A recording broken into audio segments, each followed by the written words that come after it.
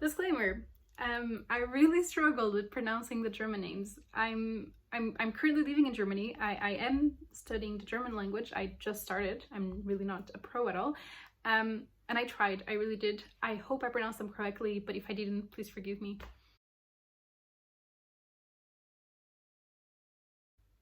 Talk about spicy translators. This edition of Death in Venice and Other Stories starts with a 50-page long introduction by the translator, and talk about spilling the tea on previous translations. But despite the questionably relevant comments on these previous translations, David Luke's introduction is rather insightful when it comes to possible interpretations of the author's stories. Thomas Mann's work is full of autobiographical strokes. His father was a German business owner and city senator, and his mother was of German, Portuguese, Brazilian origin. She grew up in Brazil and was later sent to Germany by her father to get an education there. Mann's references to his parents are present in several of his works due to their strong influence on the author. The exotic musical matter helped him explore his artistic side, and his bourgeois father taught him discipline and hard work. These two different approaches to life resulted in a life-defining conflict for Mann, that between art and the bourgeois structure. This is a chasm that the author frequently explores in his stories, such as Antonio Koga. Having his family fortune available to him after his father's death, Mann never really devoted himself to any of his occasional, more traditional jobs. Instead, he quickly devoted himself to his literary interests. For a long time, Mann questioned his own contribution to society, given his working as a writer and living off his inheritance. These doubts are at the core of his short story, The Joker. Mann struggled throughout his life, having to keep his sexual orientation hidden, as homosexuality was highly condemned at the time. His romantic desires and encounters were recorded in his diaries, which he went through a lot of trouble to keep secret throughout his life, and which publication he timed for 100 years after his birth. Mann feared that his work might lose public interest after his death, and he counted on the revelation brought by his diaries to revive this interest. His predictions were correct, as the discovery of Mann's homosexual nature shed new light on his works and led many to take on the endeavor of reinterpreting these. In his extensive writing on the author, Mund mentions that the content of Mann's diaries represents an appeal against sexual repression, a call for acceptance of difference, for tolerance, and for humanity. Having led a life of secrecy and inhibition, Thomas Mann is more than familiar with the theme of forbidden love. This is the subject matter of many of his works, such as Little F. Friedemann, Antonio Koga, and Death in Venice. His characters often love from afar beautiful youngsters that do not share the main character's interests.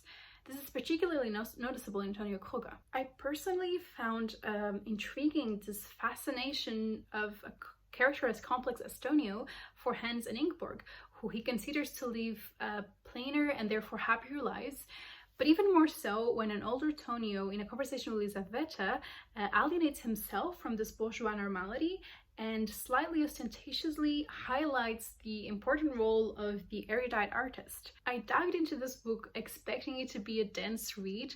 However, I was pleasantly surprised to find out Mann's writing is quite accessible. Except for two passages, one in Gladius Day and one in Antonio Koga, which I had to reread to fully understand the author's message, the book is crafted in a beautiful and accessible manner. Mann knew well how to guide the reader throughout the story, balancing elegant descriptions with a moderate action pace. This collection of short stories is quite delightful. My only regret is not having read Tristan and Isolde yet, as I feel that this did not allow me to enjoy Mann's short story Tristan to the fullest.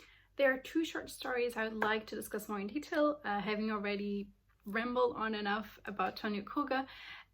These are Death in Venice and The Joker.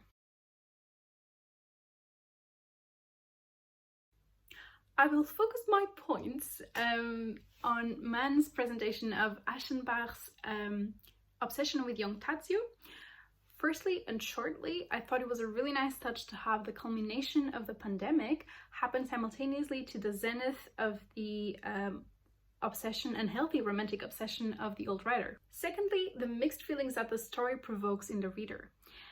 I couldn't help but feel disgusted with the situation, but also feel pity for Aschenbach, and really curious to see how the story would unfold. The writer is absolutely blown away by the beauty of young Tadzio, which causes an internal conflict in the main character as Aschenbach positions himself as someone who values intellect above all else.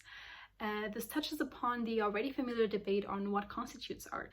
Never actually getting to know the boy, Tadzio becomes more of an ideal than a real, palpable human being. Tadzio represents aesthetic perfection. And Aschenbach becomes obsessed with it so desperately that he tries to recover his own beauty and youthfulness by dyeing his hair and using an exaggerated amount of makeup. This transformation of Aschenbach from a ponderate intellectual to a desperate romantic is quite fascinating. Death in Venice is an uncomfortable yet gripping story that confronts the reader with feelings of obsession, inhibition, sympathy, and decadence.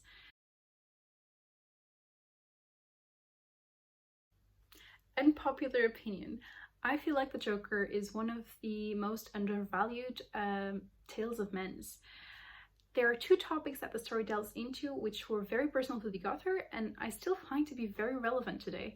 Firstly, the topic of work. Much like men, the Joker lives off his family's fortune and leads a life of leisure. Such a life with little work is often idealized, but in the story we learn what other implications it might have. When the Joker meets other characters who are part of the bourgeoisie, he is left questioning the usefulness of his life and contribution to society. Due to his lifestyle, the Joker spends most of his time by himself, and this leads to a lack of identity. He feels lost without structure. The role of work, leisure, and how these two shape our identity has remained a relevant topic until our days. Secondly, the debate between an artistic existence and a bourgeois lifestyle, which stems from man's relationship with his parents, as we've mentioned before. The Joker falls for a blissful, aristocratic lady, and while pursuing this passion, he's confronted with an internal dilemma. The main character preaches against the tedious bourgeois lifestyle, but he now finds himself fascinated by these blissfully happy souls who are well integrated into society. His choice of an artistic and creative life no longer seem exciting, but rather embarrassing. And the previously unimaginative people now seem appealingly happy souls to the Joker. But this short story does not give the reader an answer, or at least not a straightforward one.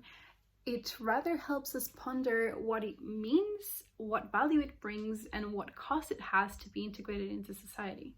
So, overall, this is a set of incredibly well-written short stories. They made me think about a lot of different topics and still have a good time while doing it.